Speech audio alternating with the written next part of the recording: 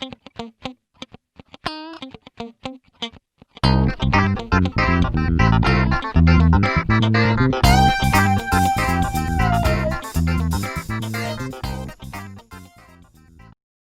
tardes a todos.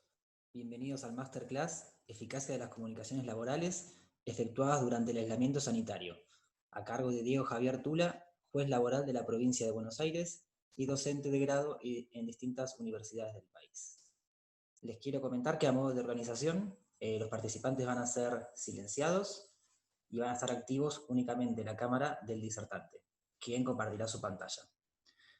También respecto de las preguntas, les comento que el chat va a estar habilitado, así que pueden ir haciendo preguntas y si Diego lo considera, pues, va a responderlas en el momento, pero de todas formas, al final de la conversación va a haber un espacio exclusivamente para las preguntas. Así que si no se responde en el momento, al final va a haber un espacio justamente para eso. Les pido que saquen el video y silencien sus micrófonos a todos, y yo voy a darle espacio a Diego para que inicie la exposición. Me dicen ahí también, el Leo que está con cámara dice que se escucha bien, así que avanzo entonces. Bueno, buenas tardes a todos. Muchísimas gracias, como siempre, a la editorial por esta invitación y a todos ustedes por confiar en que en esta próxima hora, 50 minutos, podemos llegar a aportar algo útil. El tema, como ustedes saben, es intercambio telegráfico y la eficacia del intercambio telegráfico durante el ASPO. Ya de por sí, hablar de la cuestión vinculada al intercambio telegráfico realmente nos llevaría mucho tiempo. Ahora, es imposible abordar la temática vinculada a la eficacia del intercambio telegráfico sucedido durante el aislamiento social preventivo y obligatorio si no tenemos mínimamente en cuenta cómo funcionan las reglas, los principios y las normas en lo que sería un periodo de normalidad. ¿Por qué? Porque esas reglas, principios y normas que imperan cuando existía la normalidad, durante el ASPO se van a potenciar. Entonces nosotros no podemos potenciar aquello que quizás no tenemos tan claro, ¿no? De modo tal que en un PowerPoint muy breve, porque la idea de este encuentro es que sea breve y en todo caso dejar lugar para las consultas, las reflexiones, las opiniones, las críticas, voy a permitir proyectar un PowerPoint muy breve que por supuesto va a estar a disposición de ustedes porque entiendo no solamente que se está grabando este Zoom, que lo veo, sino que además Federico ya tiene el PowerPoint en su casilla de correos, de modo tal que a todos los que se inscribieron esto les debería llegar. Lo que no sé, vamos a ver porque no me acuerdo, es si al momento de compartir pantalla yo puedo seguir viendo el chat. Vamos a ver qué posibilidad me da el sistema de seguir viendo el chat. Me parece que no. Me parece que no.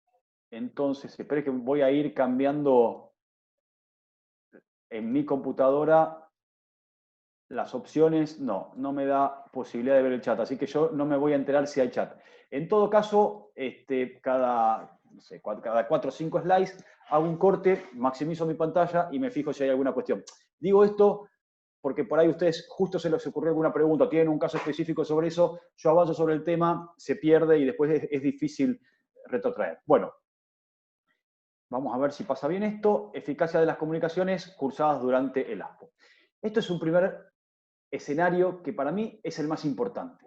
¿Por qué el más importante? Y quienes han participado o hemos participado de algún encuentro presencial o virtual sobre esta cuestión, ustedes saben que yo hago mucho hincapié. Esperen que no me quiero pasar de tiempo, así que voy a ver, estoy empezando y 12. Yo hago mucho hincapié, me lo voy a anotar, empiezo y 12, tengo que terminar 12 y 52. Bien.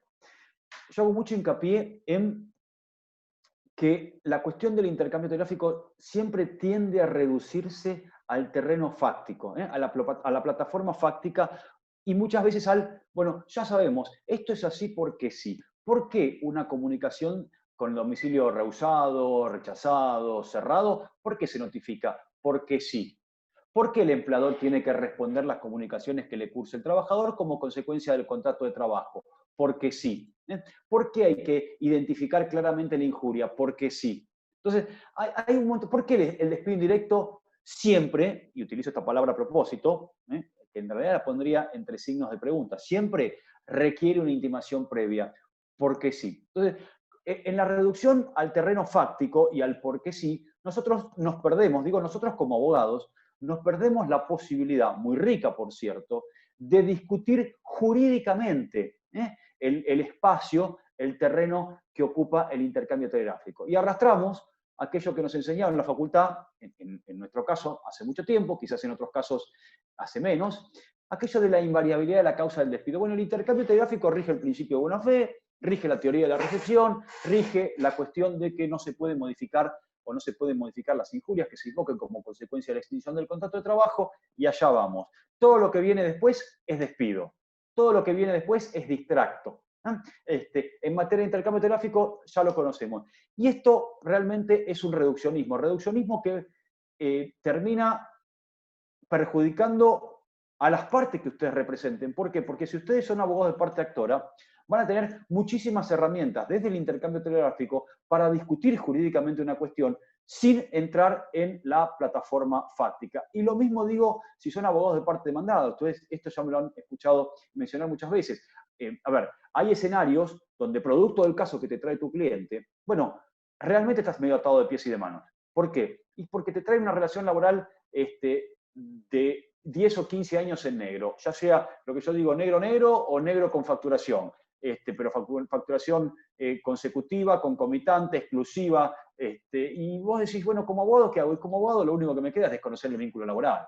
Ahora, si tengo 50 años de facturación exclusiva para mi cliente, o tengo una relación laboral desconocida, un taller mecánico, pero donde los 3 compañeros de trabajo te están ofreciendo como testigos recíprocamente y aparte tienen 3 clientes habituales, ¿qué vas a hacer como abogado? Ahora, vos imaginate si desde la plataforma fáctica o el terreno fáctico vos realmente tenés medio el caso, como decíamos, en el horno, pero tenés algunas herramientas para discutir desde el punto de vista del intercambio telegráfico. Bueno, allá vamos con la discusión jurídica. Y lo mismo si, por ejemplo, fuese un despido directo con causa, donde el trabajador, la trabajadora, por una cuestión probatoria, porque está filmado, porque hubo un sumario administrativo interno con el debido derecho de defensa del trabajador, pero resulta que las pruebas son contundentes.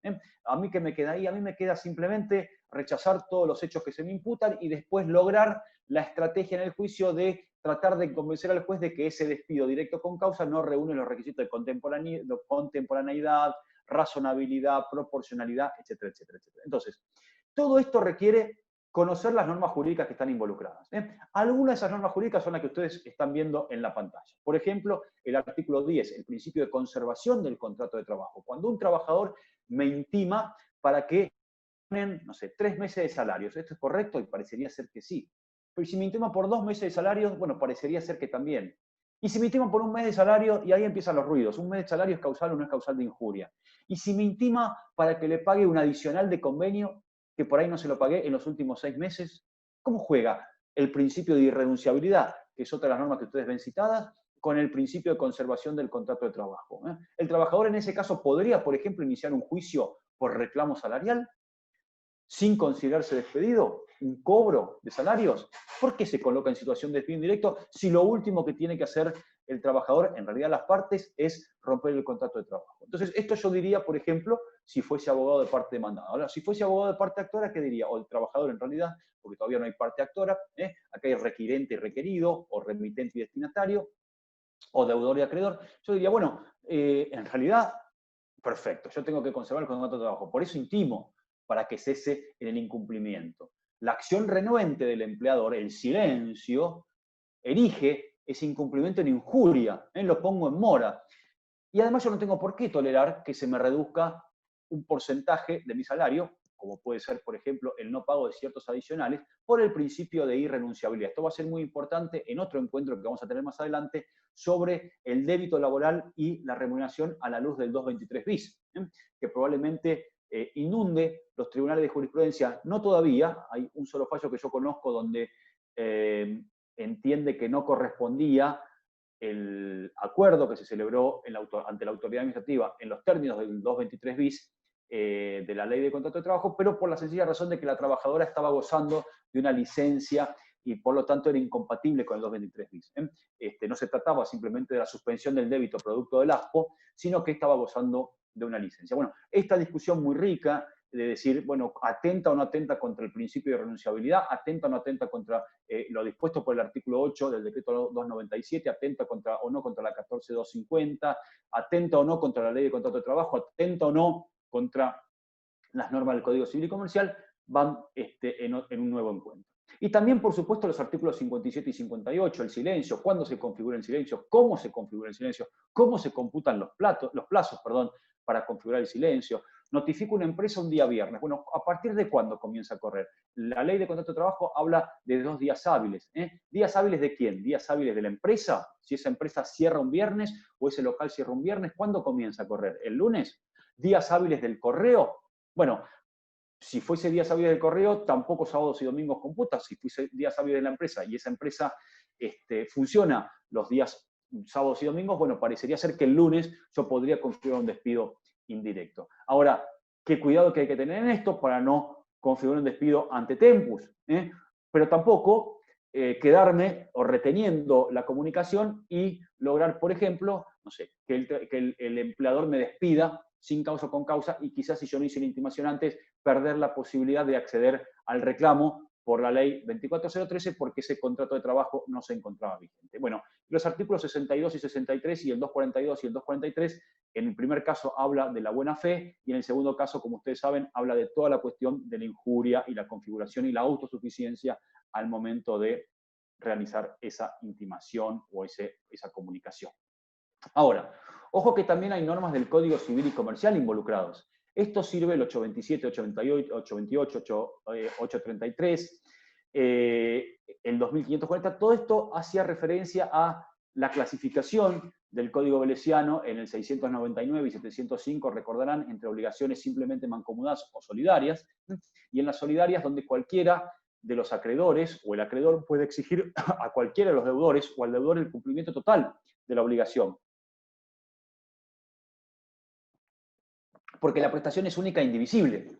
De modo tal que esto a mí y además, la puesta en mora contra uno de los deudores solidarios se irradia a los demás. Y esto es lo que me permite a mí, hablando rápidamente, de, por ejemplo, tratar de salvar, no digo los errores, pero ciertos escenarios que se pueden dar al momento del cruce telegráfico, producto muchas veces de la desinformación que tengo, o la mala información o la poca información que me trae mi cliente si fuese abogado de parte actora, donde a veces puede suceder, según el caso, donde yo configure un despido indirecto con un sujeto que los indico como empleador y al poco tiempo me doy cuenta que en realidad no era un empleador, sino que era una interpósita persona o era un compañero de trabajo y quiero, en el juicio al menos, en tanto no esté trabada la litis, quiero traerlo a juicio. Entonces digo, bueno, pero ¿cómo lo puedo traer a juicio? Fácil, si no está trabada la litis, puedo ampliar demanda. Ahora, ¿cómo lo traigo a juicios en calidad de empleador si nunca rompí el contrato de trabajo con ese sujeto, si nunca lo puse en mora, si nunca le cursé una comunicación? Bueno, las normas del Código Civil y Comercial referente a la teoría de la solidaridad, mejor dicho, de las obligaciones solidarias, pueden echar mano a esta respuesta. Del mismo modo, si nosotros no tomamos la solidaridad o los efectos de las obligaciones solidarias que surgen de la ley, sino las que surgen de los contratos, tenemos una norma que dice que la obligación secundaria sigue la suerte de la obligación principal, de modo tal que extinguida la obligación con el sujeto principal, se extingue la secundaria. Entonces, en esos casos yo diría, bueno, si soy abogado de parte demandada y el trabajador nunca rompió el contrato de trabajo con el empleador, nunca puso en mora al empleador, nunca comunicó al empleador, ¿tendría eficacia una comunicación efectuada pura y exclusivamente con un deudor vicario, no solidario? Bueno, cada uno de estos escenarios yo los estoy presentando simplemente a modo de introducción porque el tiempo es muy corto, pero piensen que cada uno de estos escenarios podría dar lugar a charlas de 1 hora específicamente para intentar abordar esa problemática. Además de las normas, es decir, específicamente leyes, artículos, tenemos los principios generales que imperan en materia de comunicación. El primero es la teoría de la recepción. Ustedes saben que, salvo el caso de la FIP, que es un caso excepcional, la comunicación a la FIP, en el caso de trabajo no registrado, deficientemente registrado, el cumplimiento del artículo 11 de la 24013 con la modificación de la 25345, bueno, en realidad lo que los principios que juegan aquí son el de la recepción, es decir, no importa la fecha en que envío el telegrama, la comunicación, la carta documento, es decir, la fecha del talón de imposición, sino lo que importa es cuando efectivamente ingresa en la esfera de conocimiento de su destinatario. Y esto es muy importante porque los primeros fallos que se conocieron en materia del decreto 329, que aquellos y aquellas que estuvimos compartiendo la actividad anterior con Microjuris sobre el 329, también a mi cargo, yo ahí mencionaba que los primeros fallos, les decía, precisamente referían a este escenario, que eran comunicaciones donde el empleador despedía sin causa al trabajador antes del 31 de marzo, pero el ingreso en la esfera de conocimiento del destinatario, o sea, el trabajador o la trabajadora, sucedía ya vigente la veda. Entonces el empresario decía, bueno, pero yo cuando te despedí no tenía conocimiento, porque de hecho no existía el decreto 329 que habla de la prohibición de despedir. Y los fallos hacían referencia más allá después al resultado final diciendo, bueno, mire, en realidad ese distracto fue comunicado, o sea, logró su cometido, producto de la teoría de la recepción, vigente el periodo de veda. El otro es la responsabilidad por el medio elegido, que sucede si la comunicación se extravía, se pierde, hasta qué punto juega la responsabilidad del correo argentino, hasta qué punto juega la responsabilidad de los correos privados, Andrea Nioca, y el tercero es el de buena fe, que lo subrayo y lo pongo en una letra más grande, porque en materia de ASPO va a jugar un papel preponderante. Este es un escenario de lo que suele suceder en tiempos normales respecto de las devoluciones o las atestaciones que nos entrega el correo argentino, en el 90 y pico % de los casos, respecto de los domicilios. Rehusado o rechazado, cerrado, y al igual que el principio de buena fe, va a jugar este escenario, este universo va a jugar un papel fundamental. Se mudó, desconocido, inexistente, oficina sin reparto postal o zona peligrosa. Y los últimos dos hablan de los errores en el remitente y los errores en el destinatario. Por ejemplo, consigné mal mi nombre o mi domicilio como remitente, o consigné mal el nombre o el domicilio del destinatario. Bueno, ¿cómo juegan esos errores? No es lo mismo si yo quiero comunicar a Diego Tula Sociedad Anónima y me equivoqué y, no sé, comuniqué a Ignacio González SRL. Bueno, ahí evidentemente se trata de dos personas jurídicas absolutamente distintas. Ahora, ¿qué pasa si yo quiero comunicar a Diego Tula, me equivoqué y, no sé, comuniqué a Diego Lula, por ejemplo? ¿O qué pasa si yo quiero comunicar a Diego Tula Sociedad Anónima y comunico a Diego Tula SRL, donde el domicilio es exactamente igual? Bueno, ¿cómo juegan los errores? ¿Cómo juega la interpretación del rigorismo formal de los jueces en este aspecto? Este es el universo en donde se mueve generalmente la eficacia de las comunicaciones en un ámbito normal. Ahora, hay una forma que nosotros, antes de analizar, bueno, una comunicación con domicilio cerrado, con la atestación de domicilio cerrado, rehusado, se mudó, cerrado con aviso o sin aviso de visita, no sé, inexistente. Antes de hacer eso, lo que generalmente los jueces hacemos es un análisis a partir de las cargas. Las cargas no son específicamente normas, porque esto no está regulado en un plexo normativo, en un cuerpo normativo, sino que son conductas que se le exigen a las partes, derivadas a veces del principio de buena fe, donde su incumplimiento no va a generar la imputación directa de una responsabilidad o eventualmente una inversión probatoria, producto de una presunción legal, sino que su cumplimiento va a ubicar a la persona que lo hace en una situación beneficiosa estratégicamente respecto de la otra. Y su incumplimiento lo perjudica. No lo perjudica desde el punto de vista de una sanción, porque, insisto, no surgen, al menos no en su totalidad, de una norma, pero sí su cumplimiento lo priva quizás de la posibilidad de ejercer determinada acción. Esas cargas son las cargas de transmisión y las cargas de conocimiento. Las cargas de transmisión van a recaer pura y exclusivamente sobre el remitente. Las cargas de conocimiento van a recaer sobre el destinatario. ¿Qué quiere decir cargas de transmisión? O mejor dicho, ¿cómo se baja a la práctica el decir, bueno, fantástico, yo tengo un despido indirecto, con lo cual el remitente es el trabajador? Esto es importante porque no es que las cargas de transmisión siempre las va a tener el trabajador y las cargas de conocimiento siempre las va a tener que cumplir el empleador. No, remitente y destinatario se cruzan en función de si se trata de despidos directos o indirectos.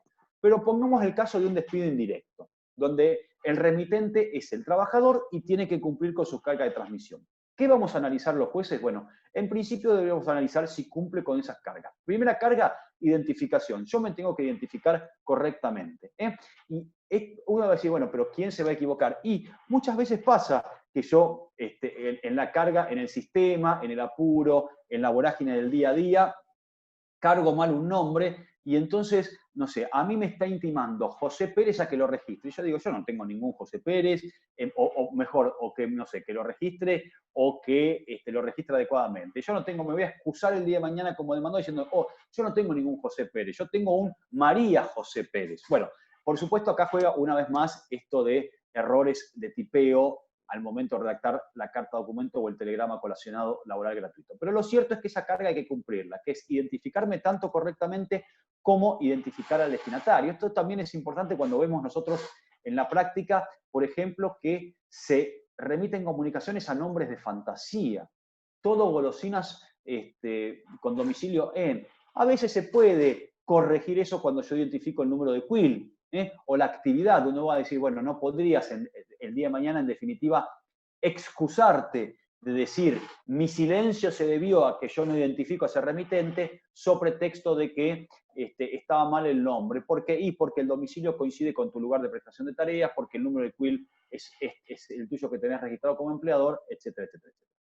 También cuando hablamos de la carga de transmisión del remitente respecto al domicilio es no solamente consignar correctamente el domicilio destinatario, sino también que el día de mañana, frente a un reproche procesal por parte del demandado, de decir, mire, ese domicilio no se identifica con mi persona, con mi actividad, con mi comercio, bueno, nosotros estratégicamente lograr decirle al juez, mire, las comunicaciones fueron dirigidas a ese domicilio porque tal domicilio se identifica con tal o cual lugar. Y lo tercero es la autosuficiencia en la redacción de la injuria, tanto para el trabajador como para el empleador. Es muy común que nosotros veamos esta autosuficiencia en el empleador, pero muchas veces se pierde de vista que también rige el 243 para el trabajador. Por ejemplo, cuando el trabajador, yo siempre pongo el mismo caso, cuando el trabajador intima plazo 48 horas, abone salarios adeudados. ¿Qué significa salarios adeudados? Bueno, si el día de mañana en una demanda se plasma los últimos 3 meses de salarios, fantástico. Nadie podría, una vez más, excusarse diciendo no sabía de lo que hablaba. Ahora, ¿qué pasa si el trabajador el día de mañana reclama por salarios adeudados, el empleador guarda silencio o desconoce, vamos a suponer que se trata de una relación laboral registrada, el trabajador se considera despedido y en su demanda dice, no, yo estaba mal encuadrado, o encuadrado convencionalmente o estaba mal encuadrado dentro de una categoría. Y es un convenio colectivo de trabajo que tiene por ahí 15 categorías para una misma actividad. Entonces uno dice, bueno, en vez de ser, no sé, categoría 9, sos categoría 9B, donde la diferencia, por ejemplo, es, en vez de tener 4 personas a su cargo, tiene 5 personas a su cargo. Entonces ahí el empleador puede decir, bueno, mire, no, esa intimación, aun cuando se pruebe el incumplimiento, la eventual injuria, no reunió los requisitos de autosuficiencia porque el trabajador me tendría que haber precisado qué era específicamente lo que quería que yo rectifique registralmente, y entonces nos hubiésemos evitado una situación de despido. Perdón, me fui para atrás. Una vez que el trabajador, mejor dicho, o el remitente cumple con los requisitos o con las cargas de transmisión, los jueces vamos a decir, bueno, fantástico, el remitente cumplió con todo lo que correspondía. A ver, el destinatario cumplió con sus cargas de conocimiento. ¿Qué implican las cargas de conocimiento? Bueno, en primer lugar, recibir las comunicaciones que, como consecuencia del contrato de trabajo, las partes se cursen entre sí, producto, por supuesto, entre otras cosas, del principio de buena fe. Lo segundo es mantener actualizado su domicilio.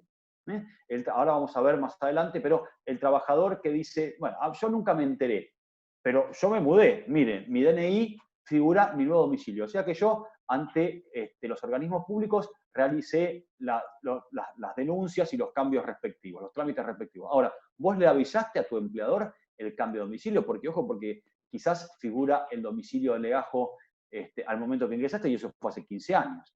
Entonces, mantener actualizado el domicilio, mantener actualizado también el domicilio del empleador, vamos a ver esto cómo juega en el ASPO, y concurrir a la oficina de despacho postal cuando no hay correo, etcétera, etcétera. Ahora vamos a volver sobre esto. El hecho de cumplir con las cargas de transmisión, lo que me va a permitir es que, independientemente de la atestación del correo argentino como domicilio cerrado, domicilio rehusado, se mudó, esa comunicación logre su eficacia. ¿Por qué? Y porque el remitente cumplió con sus cargas de transmisión. No se le pudo haber exigido otra conducta más que aquella que hizo efectivamente. Y entonces, si eventualmente esa comunicación no logró su cometido, es porque el destinatario no cumplió con sus cargas de conocimiento. Este es el fundamento jurídico de por qué una comunicación ingresa o no en la esfera de conocimiento, más allá del domicilio donde se curse, más allá que después, por supuesto, en el litigio me pongan en crisis esa comunicación. Ahora, en tiempos normales hay un común denominador, que son la generalidad de los casos. Eso no quiere decir, doctor, vea, yo tuve un caso, no sé, en la provincia de Santa Fe y pasó esto, pasó lo otro.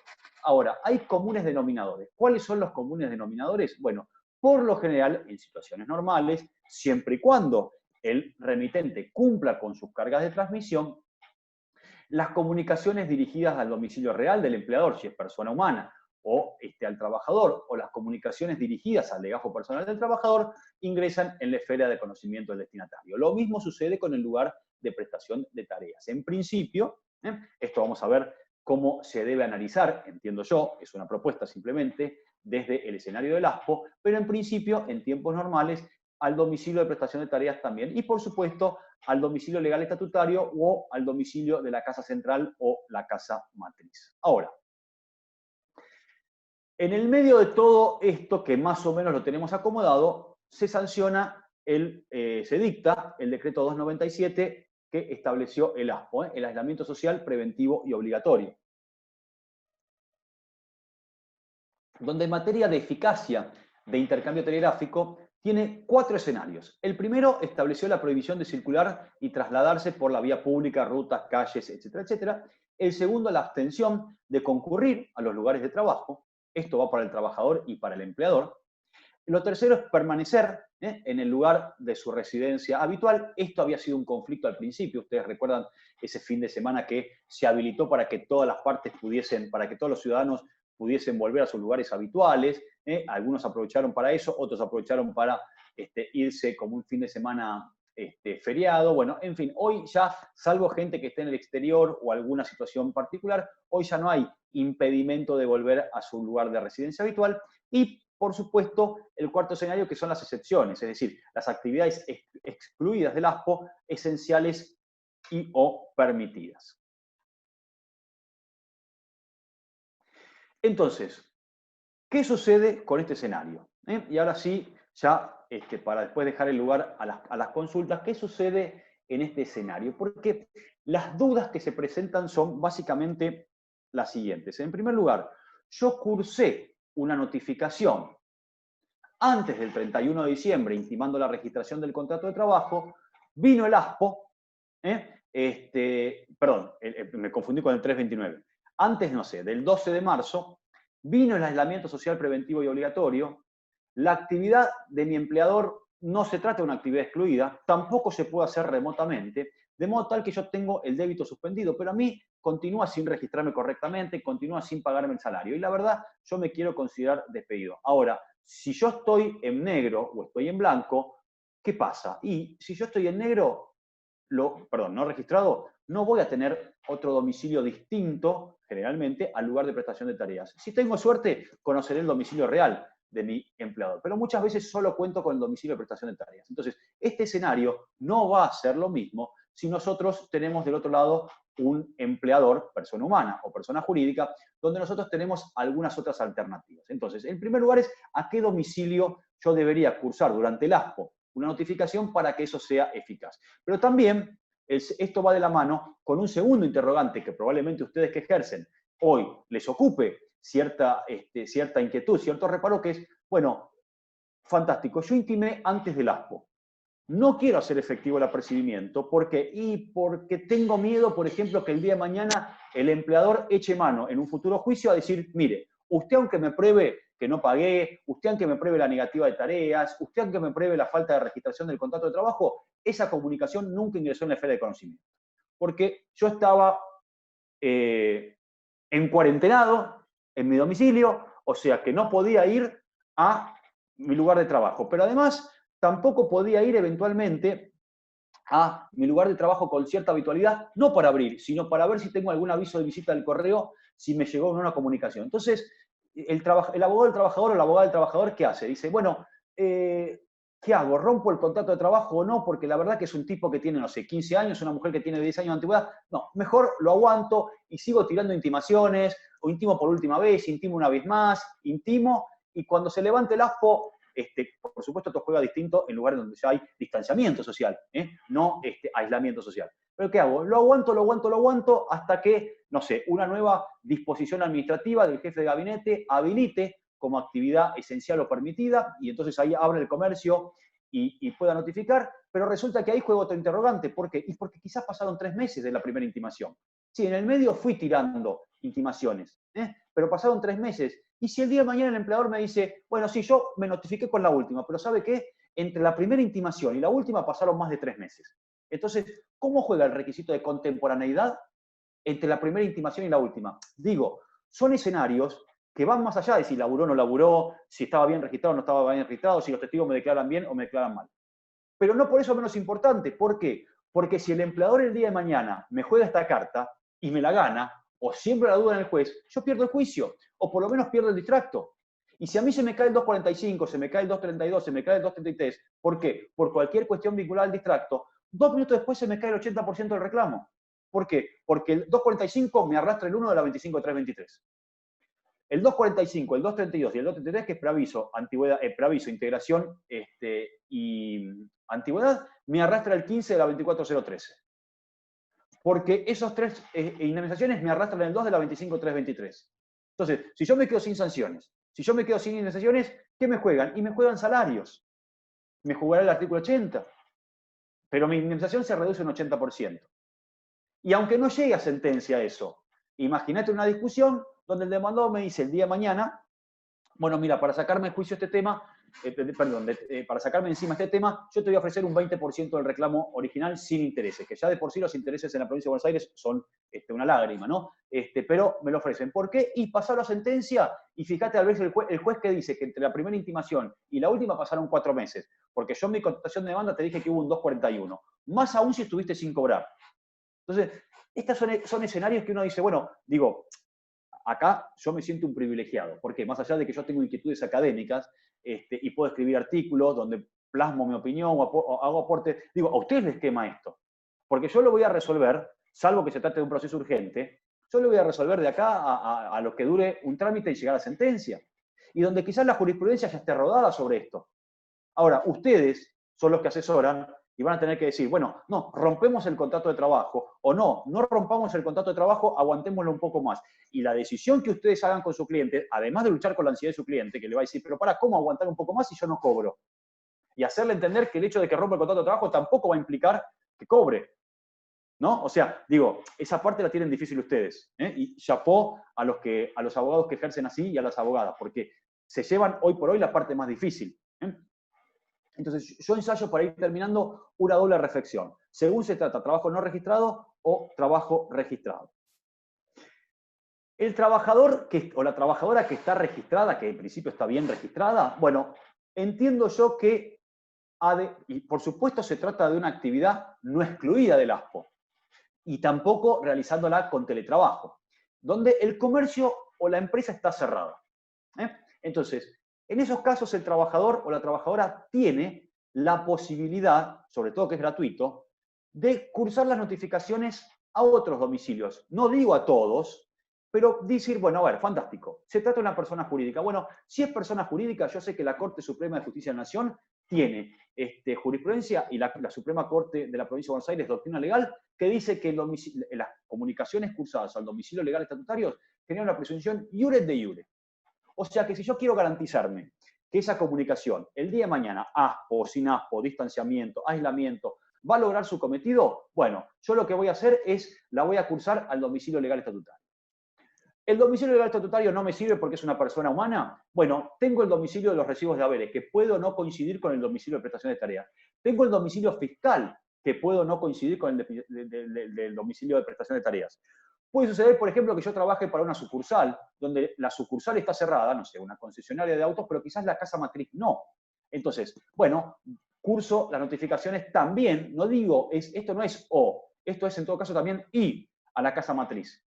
Y si no tengo otra alternativa, bueno, al lugar de prestación de tareas, y si eventualmente tengo un número de DNI o un número de CUIL, puedo a través de un NOSIS o a través de otro servicio averiguar el domicilio real del empleado. Ahora, ¿qué sucede si se trata de un trabajador no registrado?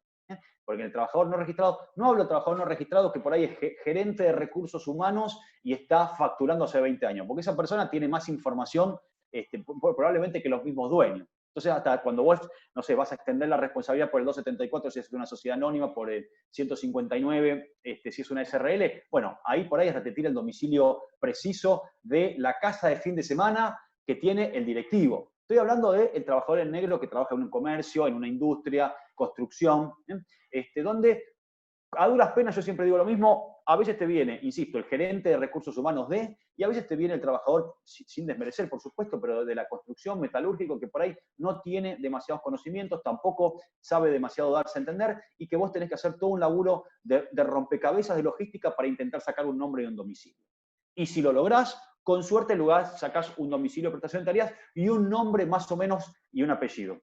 Quienes litigan hace muchos años en laboral saben que esto es triste, esto implica, insisto, no implica un desmerecimiento al trabajador o a la trabajadora, sino que es ni más ni menos que la realidad. Nosotros los jueces lo vemos en la vista de causa con los testigos. Testigos, compañeros de trabajo, insisto, por ejemplo, en la industria de la construcción, donde uno tiene que realmente hacer una especie de tirabuzón para tratar de sacar alguna información precisa. Entonces, cuando el trabajo está no registrado, y insisto, se trata de estos comercios y no está excluido el ASPO, bueno, ahí evidentemente yo como juez el día de mañana me llega una sentencia y la parte actora me dice yo comuniqué y la parte demandada me dice no, mire, yo estaba con aislamiento social preventivo y obligatorio, mi comercio estaba cerrado, yo no podía abrir y además tampoco podía trasladarme. Bueno, los jueces necesariamente a uno de los dos le vamos a tener que poner la carga. ¿Se entiende? O la carga de transmisión o la carga de conocimiento. Por eso es muy importante, para ir cerrando y ya dar lugar a las preguntas, que estamos en 45 minutos, es muy importante la introducción. Lo que yo decía, tenemos que tener en claro cuál es el ABC, el común denominador, en tiempos de normalidad, para después trasladarlo y adaptarlo al ASPO. Entonces yo como juez, entre decir, bueno, fantástico, el trabajador no tenía otro domicilio, otra posibilidad de un domicilio que no sea el del domicilio de prestación de tareas. Meto un paréntesis. Lo mismo para el trabajador. Lo mismo las comunicaciones que quiere hacerle el empleador al trabajador. El contacto es bilateral, no es unilateral en cuanto a obligaciones. Y el trabajador cumplió con todas sus cargas de transmisión. Bueno, yo tengo que poner un check en carga de transmisión. Y el carga de conocimiento, y el empleador sí, me dijo, yo estaba cerrado con el domicilio y no podía trasladarme. Bueno, fantástico, pero ¿sabés qué? A uno de los dos le tengo que poner el peso de que esa comunicación logró o no su cometido. Bueno, si se trataba de una relación en negro, vos fuiste renuente a registrarla. Si lo hubiese registrado, el trabajador quizás hubiese tenido otras alternativas, como nos elimina el slide que vimos antes, de cursar otros domicilios. Y si hubiese estado registrado, bueno, quizás el trabajador hubiese cursado las comunicaciones a otro domicilio. Y también el hecho de que no registrarte el contrato de trabajo es una carga que te pesa a vos. Hubieses hecho una comunicación, esto es ficción, pero yo qué digo como juez, bueno, pese a que estar en negro, hubieses comunicado al trabajador que toda vez que el domicilio, por WhatsApp, por mail, que eso habilita otra charla, toda vez que el domicilio se encuentra cerrado, diríjanse las comunicaciones a este domicilio. Y uno va a decir, con toda razón, me va a mirar y me va a decir, Tula, pero ¿qué empleador que tiene un tipo en negro va a hacer esto? Ninguno. Pero yo como juez, si el día de mañana esto llega a sentencia, a uno de los dos le tengo que poner la carga. Yo no puedo decir, bueno, el trabajador tiene razón de que no conocía otro domicilio, pero el empleador también tiene razón de que el domicilio estaba cerrado. Entonces, ¿qué hago? ¿Fijo audiencia de conciliación? Entonces, bueno, estas son las características principales. Esto es muy importante para cerrar ya. para evitar la saturación de material y fallos. Yo tengo muchos fallos, tengo un trabajo escrito sobre la eficacia del intercambio telegráfico cruzado con motivo del ASPO, pero para no cargar los correos y demás, yo era un negado a las redes sociales, pero me di cuenta que abriendo un Instagram puedo colgar ahí fallos y demás, lo abrí hace pocos días, así que ténganme paciencia. Acá sí tengo el trabajo publicado sobre la eficacia de las notificaciones en el ASPO, así que basta simplemente voluntariamente seguir o no seguir, y entonces yo no estoy saturando su casilla de correos, ustedes no me están escribiendo a mí, etcétera, etcétera. Bueno, fue un express. Déjenme ver, ahora que estoy entrando al chat, a ver si tengo preguntas y demás. Espero que haya sido más o menos claro. A ver, insisto, la cuestión del debate en materia de intercambio telegráfico, podemos estar, yo doy una materia de grado en la UBA que me lleva 2 meses, 2 veces por semana, y muchas veces no la termino. Lo que quise ser es, un poco en la hora que tenemos de encuentro virtual, y menos, porque me dijeron, mira, son 35, 40 minutos de disertación, bueno, intentar acercar el ABC para que ustedes tengan el amén. A ver, si puede ser el nombre del fallo que considera que no corresponde a acuerdo del 223 bis, no me lo acuerdo de memoria, lo voy a subir al Instagram, y si no se lo paso a Federico, que es la persona de Microjuris, para que se los haga llegar a ustedes por mail. No corresponde 223 bis, aclaro por si, no sé, se escuchó mal o yo no me di a entender, porque la trabajadora estaba gozando de otro tipo de licencia. No es que no corresponde el 223 bis porque afecta el principio de irrenunciabilidad. No fue por ese lado. Voy leyendo, dice Paola Steklov. Buenas tardes, dice, ¿qué efecto jurídico tiene un telegrama colacionado enviado a la empresa cerrada por no estar exceptuada, siendo pleno conocimiento de ello el empleado? La respuesta entiendo yo que está dada por si se trataba de una relación laboral en negro o no en negro. Si estaba en negro y el trabajador, por lo general, no tiene posibilidad de averiguar tu domicilio, no le puedo poner la carga al trabajador. Ahora, si el trabajador, no se trata de una actividad excluida, el trabajador sabía que el comercio estaba cerrado, estaba en blanco, bueno, yo lo voy a ver ¿habría otras alternativas? No sé, el trabajador cuando mete demanda me acompaña los recibos de haberes para probar la base de cálculo del 245. Y yo veo que los recibos de haberes tienen un domicilio distinto. Bueno, ¿por qué no probó ahí? O la empresa es una SRL, una persona jurídica. Bueno, ¿por qué no probó ahí? Ahí cambia la historia. ¿Qué pasa si nos equivocamos en la identificación? ¿Puede beneficiar al demandado en el proceso? Matías Quintana. Bueno, Matías, eso también lo refería cuando mencionaba las normas del Código Civil y Comercial. Sí, no. Sí te puede perjudicar en la medida en que el contrato lo hayas roto con una persona que finalmente no se pruebe que sea el empleador.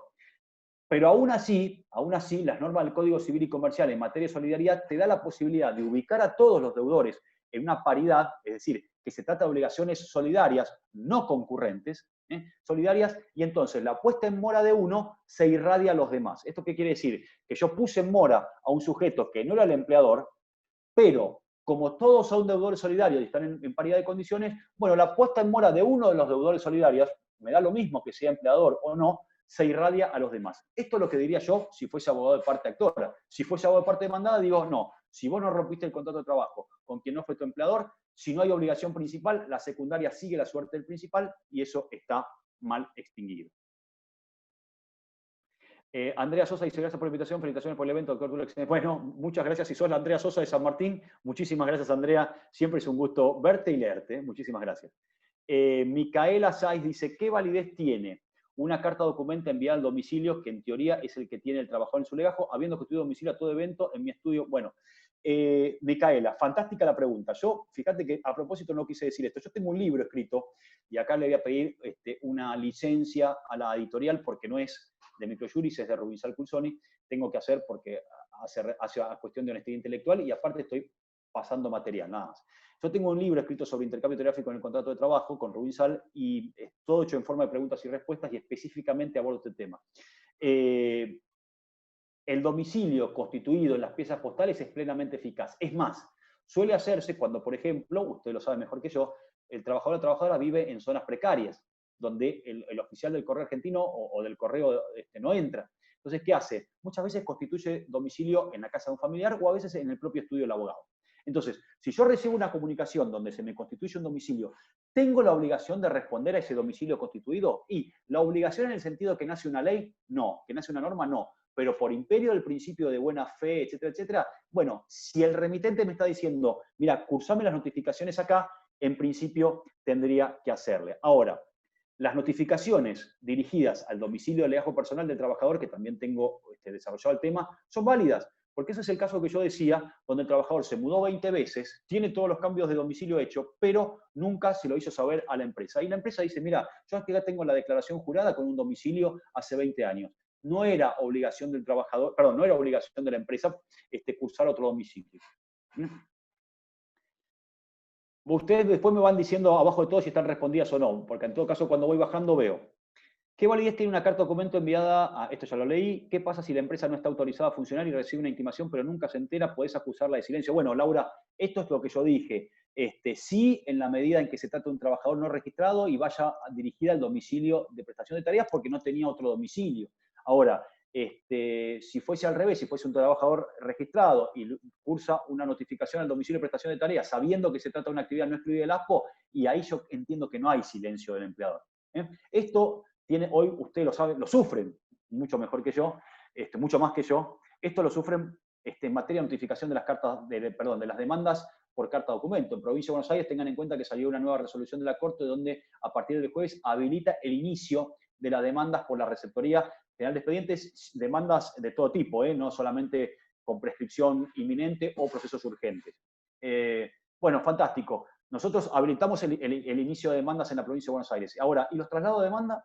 Porque hay muchos que están pidiendo traslado de demanda por carta documento, el correo argentino funciona, todo perfecto. La primera pregunta es si se cumple o no con el 338, que eso puede tener una solución. Ahora, ¿qué pasa si yo estoy notificando un trabajador en negro? Lo mismo, ya no estoy comunicando la extinción del contrato o la intimación. Es el acto por antonomasia procesal dentro de un pleito. Y lo notifico al domicilio de prestación de tareas de un trabajador en negro. Y el empleador el día de mañana va a decir, pará, yo no me pude ni enterar del distracto, ni tampoco me pude enterar de la notificación del traslado de demanda, quedo rebelde. Estas son complicaciones que, insisto, ustedes tendrán que ver cuál es lo más conveniente. Gracias, Agustina, por los saludos. Acá pregunta Gaby Brunetti, dice, o Dolores, no sé, dice, si la intimación cursal a la FIP llegó varios días después del telegrama enviado al empleador, a pesar de haber sido enviado el mismo día, ¿perdí la 24013? No. Yo hice precisamente esa aclaración cuando hablé de la teoría de la recepción, porque el artículo 11 de la 24013, modificado por la 25345, habla de tendrá que comunicar a la FIP. Entonces, generalmente se disparan al mismo día. Es más, hay una máxima, yo siempre digo, hay una máxima en los estudios laborales partactora que dice el trabajador después de la primera consulta se tiene que ir con la carta poder, con el telegrama intimatorio al trabajador, al empleador y con la comunicación a la FIP. Con lo cual, poco importa en qué fecha se notificó. Viviana Orlando, bueno, un gustazo verte, Viviana. Sergio, lo mismo, muchas gracias. Maximiliano, gracias. Bueno, gracias por Paola también. Matías dice, ¿son válidas notificaciones por WhatsApp durante el ASPO? Verbigracia, reposo laboral, trabajador en la construcción. Es todo un tema en las notificaciones por WhatsApp. Es todo un tema por dos motivos. Primero, si me lo reconoce, yo entiendo que sí. Si el empleador el día de mañana me lo reconoce, me dice, sí, yo recibí esa comunicación, con lo cual el medio y la eficacia están probados, pero me dice, pero es mentira que el trabajador, por ejemplo, tenía una afección en su salud. Bueno, ahí discutimos otra cuestión. Entonces, frente al reconocimiento de la contraparte, porque también puede ser una intimación del empleador al trabajador, y el trabajador diga, sí, mire, yo recibí esa comunicación, pero yo la respondí.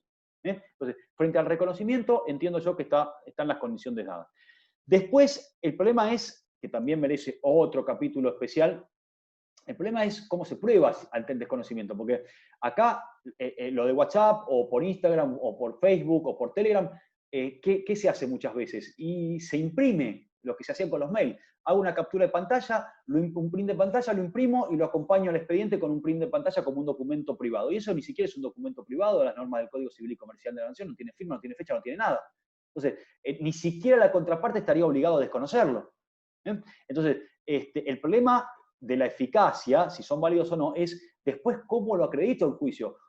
Pero además, ustedes están viendo que ahora, sobre todo en el foro de familia, bueno, un juez habilitó la comunicación de la sentencia de alimentos o la resolución del régimen de visita por WhatsApp. Bueno, yo celebro eso, yo soy pro eficacia de estas cuestiones de las nuevas tecnologías. Ahora, ahí estamos hablando de la notificación de una sentencia donde si eventualmente el día de mañana no sucede, el acto es válido. O sea, el hecho de que se caiga la comunicación por WhatsApp, por ejemplo, una sentencia, no invalida la sentencia.